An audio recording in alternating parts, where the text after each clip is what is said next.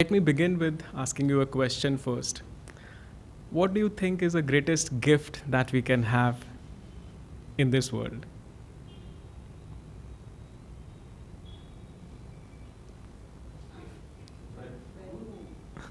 Yeah, Guru. But why a Guru? They said that ends are more, finally, means are also important, but we have to see the goal also. Yeah, God. But then what is the greatest gift? How can we relate to God? The, the clue was in the chants that we sang today.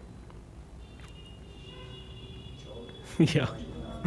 Yes. So that is the goal. Bliss, joy, because we say that God is nothing but Sachidananda, and we are all aspiring for that joy, that unconditional happiness that we can always have every moment of our life.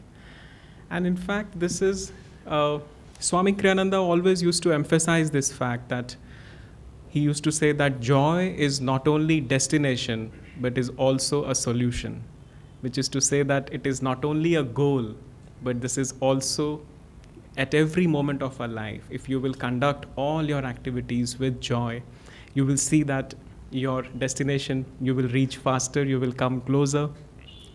And often, this is something people sometimes crib, oh my, but if you knew my circumstances, you will not think, you will not talk about joy, or you will just, if you could just see in my life how much hardships I am going through. And so those are the ways in which, mind always tries to interject those thoughts. But, Swamiji was very particular and very clear that no matter what you're going through in your life, your joy is your real nature. You are that. You have come from bliss. From joy I came, for joy I live. Aren't those words of Master from Samadhi poem? It is like, a candle crying that, oh, I'm living in darkness. How can that be? It is ridiculous, because when you are joy, where are you going to seek that joy? Because you are already that. And one of my famous sutras from Patanjali's book is that if you are not happy, that is your problem. And for a moment, I thought, what is that? Because Patanjali, I think, was putting it very bluntly. And sometimes a truth has to be spoken clearly and bluntly also. I mean, truth is truth. You cannot change it, whether you accept it or not. He said, if you're not happy, it is your problem. What does that mean? Because I think if we are that joy, and if we still are unhappy, then we need to relook at our lives, and we need to see, and we need to change our perspective of looking at this life. And this is the subject of our Bhagavad Gita Satsang also, because Krishna is also saying the same. And he said that bliss gives perfect discrimination. Now, this is a shloka that I am picking from 2nd chapter, 65th shloka. He says, bliss gives perfect discrimination and soon establishes one's self-consciousness firmly in the self. But before that, he says, with the attainment of soul bliss, every vestige of sorrow disappears and soon establishes himself in that consciousness of self firmly. So let us think and see what does he mean here when he says that bliss gives perfect discrimination. Because just for a moment, think that you have a problem at hand and you are thinking about some solutions. And if you are approaching that problem with an enthusiastic mind and with a happy approach, chances are that you will be able to see your problem from all the angles before finding a solution to it. And since you have already seen your problem from different perspectives, chances are that you will reach we will reach very quickly to the right solution also, and you will be successful in solving your problem. And had it been otherwise, going and seeing the problem itself with a heavy heart, oh, it's another problem and I have to, approach it. Now what will happen? I don't know. So you will see that probably the fear will grapple our mind more, and chances are that we may not be able to reach a perfect solution. So one is that Krishna is saying that yes, bliss gives you perfect discrimination. And what is that discrimination? It's that higher intellect which gives us the right understanding of the issues at hand, and so that we are able to approach them correctly and able to find a right solution for them. Also, if you see, when we do a work with a blissful attitude, with a happy approach, it hardly looks like a work. You just sail through it, even if it was very hard, you just are able to go through it. You don't even see it as a work, and it's all, by the time you realize that it's already over, that it was all finished. So this is something, which Krishna is telling here as a one thing. But more importantly, if you see, Swamiji said that when we project positive expectations to life itself, not only our attitude to see life changes, but he said the life changes itself. Now that is something really staggering. If we are not on a yogic path, we may not understand that. But since we all are, we will be able to understand it perfectly. Because if you see, Yogananda was very clear that never forget that thought is the matrix on which this universe is lasting, this universe is standing. Thoughts are the blueprint. And if you can project the right thought to the universe, and universe is a mirror, don't see this universe as only made up of matter. Matter is the only last reality. It's all made up of energy and consciousness. And since we are projecting our consciousness through our thoughts to the universe starts changing itself. There are many examples, in fact, from Swamiji's life when he projected this thought again and again, and he got the results. And one of the stories, in fact, he shared was of Yogananda's in his lifetime. In fact, he said that there was, after the World War, there was a terrible storm which came in the Mount Washington, in the California, in that area. And this storm was very heavy. All the trees were getting uprooted, and Yogananda said that this storm was actually because of the negative vibrations of the World War, that it started bringing like a natural calamity. But what he told his disciple to contain that storm was very strange. He said, I think it was Durga Mata, he told her that if you go to the porch and tap your sandal with the heel 3 times and chant a mantra there by tapping this. And she did that. She just tapped the heel of a sandal, and chanted the mantra, and the storm subsided. Now this was, and later on Swami said in papers, everything came that it was a very huge, heavy storm. It came all of a sudden, and it went all of a sudden also. How it went, nobody knew. But you see, Yogananda was giving a very clear message with that little thing which happened in his lifetime, that you can manage, you can even change the universe by your thoughts. Thoughts are so powerful because thoughts are projected energy of nothing but God's power. There's another beautiful story, because since we celebrated Mahasamadhi of Yukteswarji, and Yukteswarji often used to tell this story to his young disciples, especially highlighting the power of thoughts. And in this story, this yogi, who was an aspiring yogi, he was developing little psychic powers, power of his concentration was going up and up. And one day he was going in the jungle and he saw this tree, and he immediately identified that this is actually not an ordinary tree, but it is a kalpataru. It's a wishing tree. And so he said, okay, let me just come to this tree and lie down for a while. And as he was resting under the shade of the tree, he thought that, wow, it would have been wonderful if I had a palace over here. And immediately there was a beautiful palace with luxurious, things over there. And he said, wow, this is exactly what I thought. It's a perfect wishing tree. And I am so happy to have found it. And as he was wandering, as he was going into the palace and seeing, but he said, oh, this is very empty.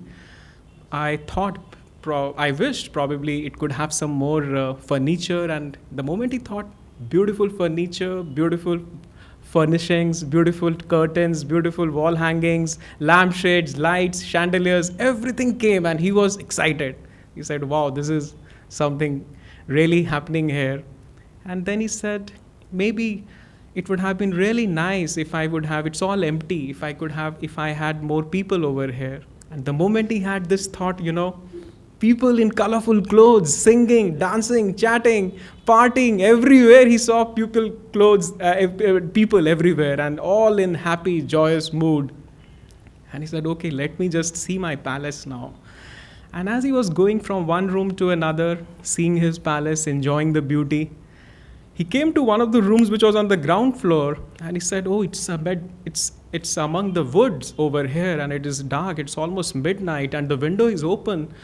And if a tiger jumps in, and it will just kill me. And he forgot for that moment that it was all happening in that wish, in that spell of magic. And the moment he thought, a tiger really jumped from the window, and by the time he could actually raise an alarm, that the tiger had devoured him. And Yukteswarji was very fond of telling this story, because he said that as a yogi, even as an aspiring yogi, which all of you are, our powers of concentration are increasing day by day.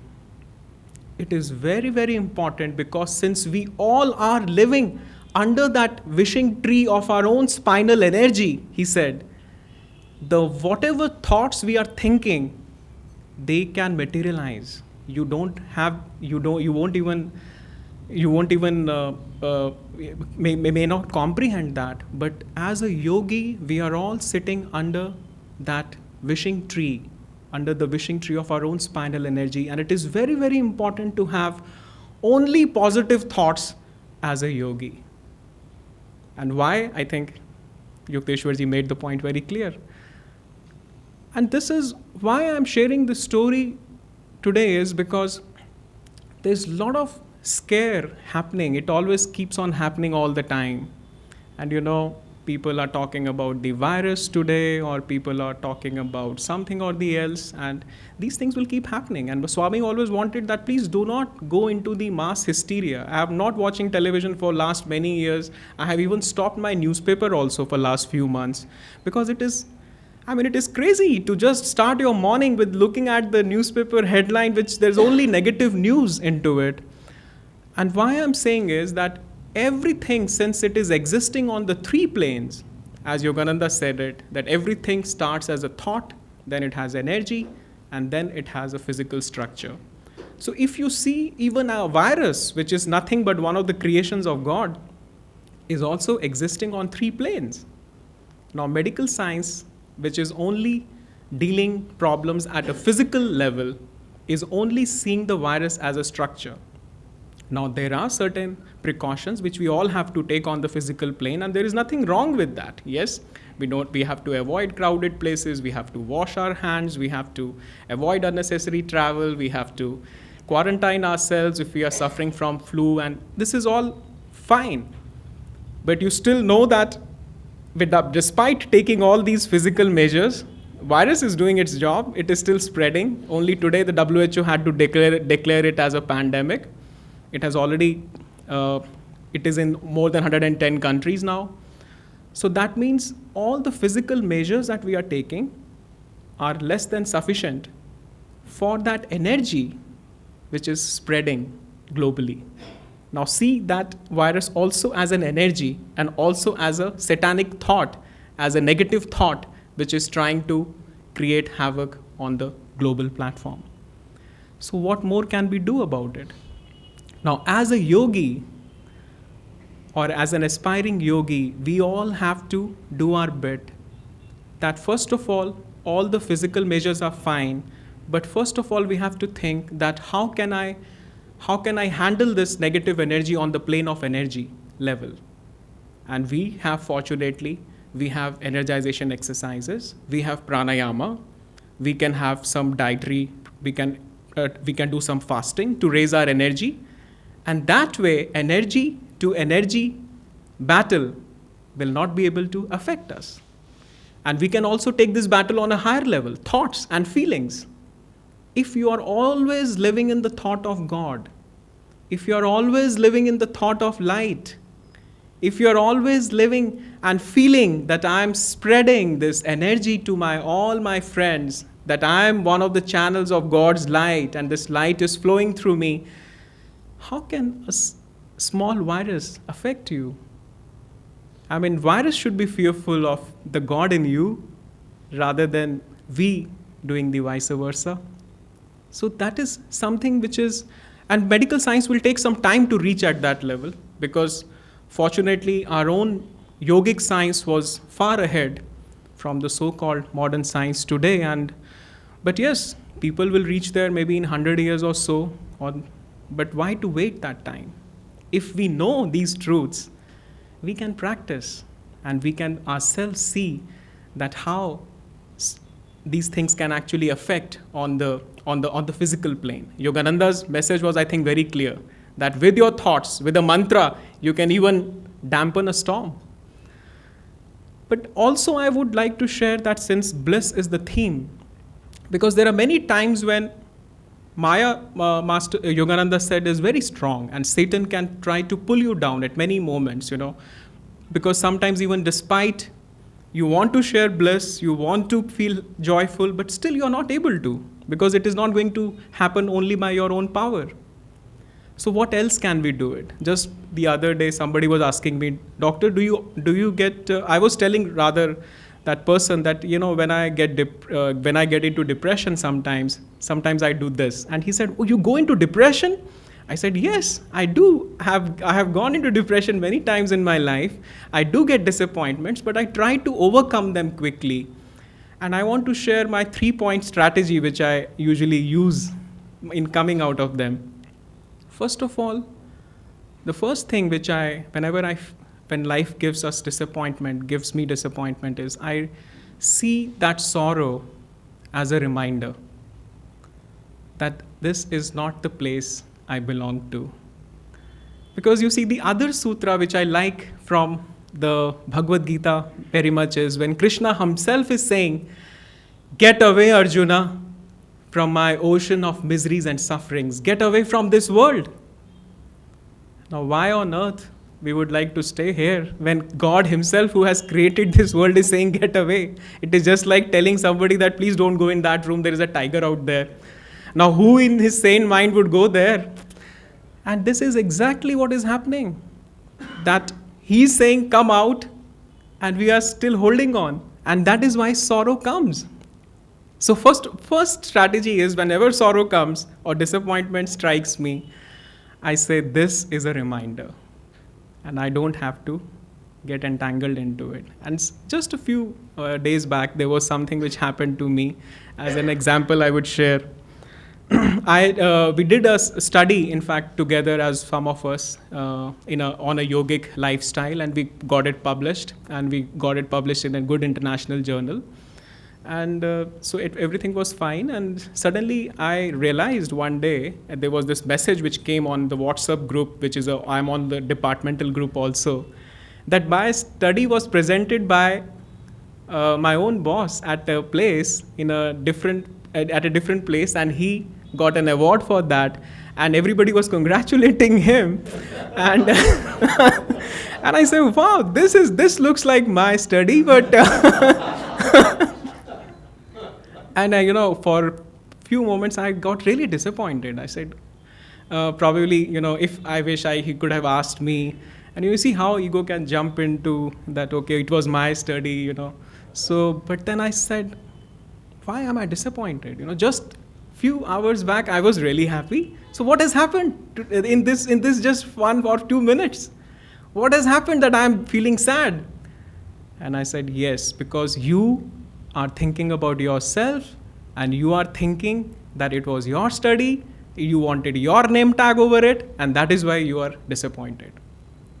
But you are joy. Why don't you understand this? That you are a child of joy. How can a simple piece of paper come in between you and your joy? And in just few hours' time, I was able to come out of it. That okay, no matter, doesn't matter. God, if you want to take it, you can take everything. How does it matter? And this is one exercise, friends, I would like you to do it. Maybe every day or just as a, kind of a reminder, ask yourself this question: do you want anything from this world? If you want anything from this world, then that is the very thing which will delude you in the end. And if you can say, I want nothing from this world, I want you, Lord, alone, you are free. In that moment, you are free, and there is nothing probably more to be done. But the second strategy which I use is, because I tell myself, okay, sorrow is a reminder. But the second strategy, which is very powerful, is to love God deeply. And you tell him that, God, this is all what I need. I don't want anything. And in every breath, if you offer yourself that I'm offering myself to you, I don't want anything from this world, I want you alone, you will see that joy can come in that instant, Only to the degree you are holding yourself back or you are seeking something from the world, that is all which is keeping you separate from that bliss. Otherwise, bliss is your real nature. If you will offer yourself joyfully, willingly, lovingly into him, he cannot refuse. He is your very own. He is your father. How can he refuse? If a child wants to come to him, that is why he has created the show. We don't go with the whole heart to him. And that is why, I also felt that if there is any key to sorrow, it is self-interest. Self-interest is the key to sorrow, and self-forgetfulness is the key to joy. Because when you forget yourself in his joy, you will find everything. And I was just the other day in the clinic, and I was thinking about how can we offer ourselves more and more deeply, not only in our meditation, but on moment-to-moment basis. And these were the thoughts which came to me. Use me, my Lord, for thy will, for I am tired of wandering through the labyrinth of my desires.